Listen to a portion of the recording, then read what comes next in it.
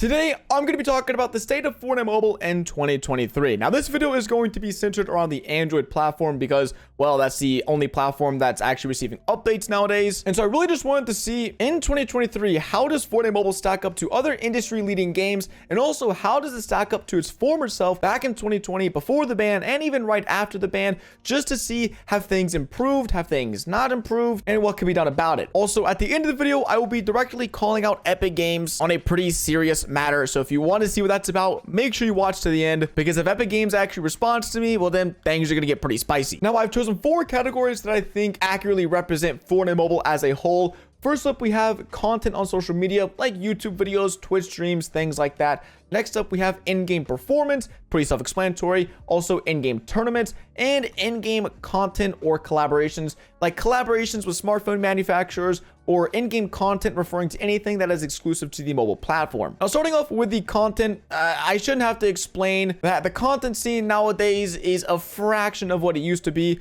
This was from the Wayback Machine. This basically catalogs websites from different points in time. I don't know why it's in Russian, but this was from 2020. If you searched up Fortnite Mobile, you can see there are just tons of videos with hundreds of thousands or millions of views from creators, from multiple different creators. There's also multiple different types of videos. You have content videos, you have tournament videos, tips and tricks videos. All types of content were able to be found back in 2020, and a lot of the content getting a ton of views. Where if you look up Fortnite Mobile today, it's pretty much the opposite. We're only going to find a handful of creators. Most of these videos being montage style videos, only receiving a few hundred to a few thousand views. And the bigger videos tend to be videos talking about the ban or how to re-download Fortnite Mobile. So it's not really promoting anything relevant inside of the game. So content has just taken a massive hit over the last 3 years. And I mean, I am not blaming anyone. I've even slowed down content myself on the game. It's just because it's become so difficult to actually post good content on the game, in my opinion. And if you compare this level of content to any game out there, there are literally games in beta like Arena Breakout. The game is in a closed beta test that hardly probably any of you guys even recognize the name of the game,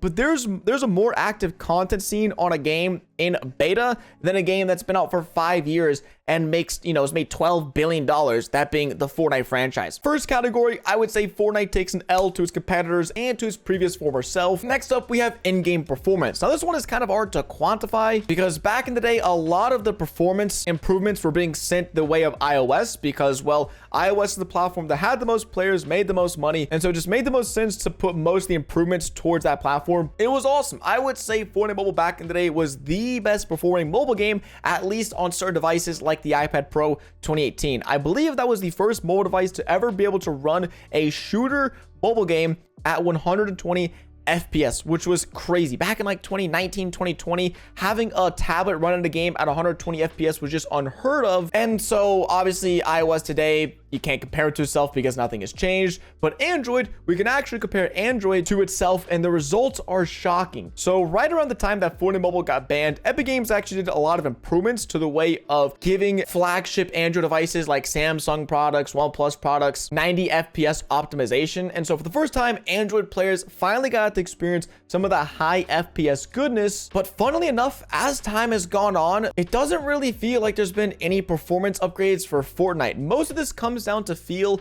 and the smoothness of the game, where I feel like today I still can play the same game on a 90 FPS Android phone and experience the same amount of lag, same amount of stutters, same amount of just input delay as I did 3 years ago. So you would think as technology improves, so does the performance, or at least the consistency of the game. But I would have to argue that hasn't really been the case. And it's also funny because there was recently a bug in the game that for months, some devices that on paper and its hardware allowed for 90 FPS, if you chose the 90 FPS setting, you would be capped at 60 FPS. So they were limiting the frame rate by up to a third for some of these top-end flagship phones, and there was nothing you could do about it. However, they did put out a fix today to address this issue, but in Fortnite Mobile fashion, it seems like not every phone that was affected by this glitch got fixed. So those users who are still affected will have to wait even longer for the device to return to 90 FPS glory. So yeah, comparing it to its former self, I could say about even, because yeah, more devices have 90 FPS, but the game still feels as unstable as it used to. And then industry standard wise, I just think there's a bajillion mobile games out there that run smoother than Fortnite. But Fortnite is also a huge open world game with really impressive graphics, so I'll put this one at a draw. Okay, if there haven't been a lot of improvements, maybe all of their attention has been put towards tournaments, something that originally shone a bright spotlight on the Fortnite mobile community, as it allowed mobile players to compete head-to-head against console and PC players for the first time ever in gaming history. No, that's not the case. There have been fewer and fewer tournaments as time goes on. As you guys know, back in the day, Fortnite Mobile Cash Cups were huge. There would be tens of thousands of players, sometimes in each region, playing the weekly Cash Cups, trying to take home their fair share of upwards of $1,000 or $1,500 a week. Also, tournaments like Winner Royale, which had a prize pool of $3 million for the mobile platform, was hosted back in, I believe, 2019. And so Fortnite Mobile had by far some of the biggest, if not the biggest, esports scene for mobile back in the day. Or if we compare that to this last 18 months, I wasn't able to find a single Fortnite Mobile tournament that had a cash prize for the game, meaning we went from millions of dollars a year to $0 in the last 18 months being given out to mobile players. Now, obviously, yes, there are still Fortnite tournaments like FNCS being held in other Cash Cups, but do you really expect Android players with 60 FPS because their phones are bugged to compete up against PC, console players for a chance to be the best Fortnite player in the world? I don't think so. Fortnite mobile tournaments were awesome because if we wanted to play against the other platforms, we could if we wanted to, but we also had the option to choose to play against mobile players and really duke it out and see who was the best of the best. And obviously, you guys know what I'm going to say. Compare it to COD Mobile, compare to literally PUBG, Clash, any game out there that's relevant nowadays has some yearly tournament in the 6 to 7 figure prize pool range, and it's a no contest. Fortnite takes an L on the tournaments on this one, and I mean, I can't blame them though, because they also did lose like 75 to 80% of the revenue when Fortnite got banned, but also they kind of did that to themselves. So they kind of knew this would happen, and then they were just like, nah, tournaments, who needs them, am I right? Okay, so with no tournaments, disappointing performance, and a lack of YouTube content, maybe, just maybe, they made some really awesome innovations to the platform that allow mobile players to experience Fortnite in a way never played before.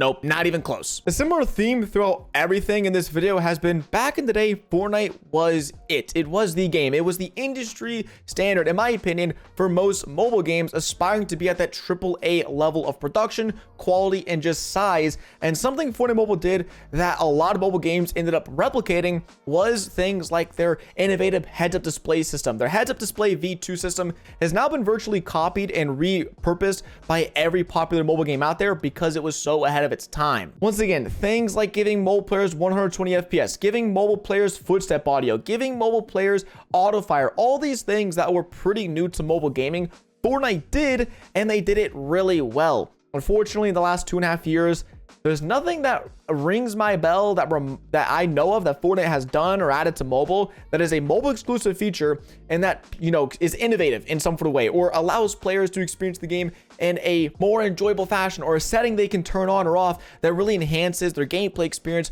due to their preferences. These changes used to be standard when it came to receiving Fortnite updates back in the day, and nowadays they just feel like they're not present. And compared to other mobile games, I mean, listen, you can't even compare. The game's not even on iOS. Half the people in the world can't play Fortnite Mobile. So for in-game content and mobile abilities and different ways for mobile players to interact with the game, once again, it takes an L. So up to 3 L's and 1 draw. Now, at the beginning of the video, I did mention that I was going to be directly calling out Epic Games because this video was not intended to be some sort of hate piece or some video to just put Fortnite Mobile in a terrible light. But at the same time, just taking the data that's given to me, taking the Fortnite Mobile game in its current standpoint, it's incredibly disappointing to see how such a great game, a godly game, has fallen from grace and has virtually none of the aspects of what made it what it is today still present in the game.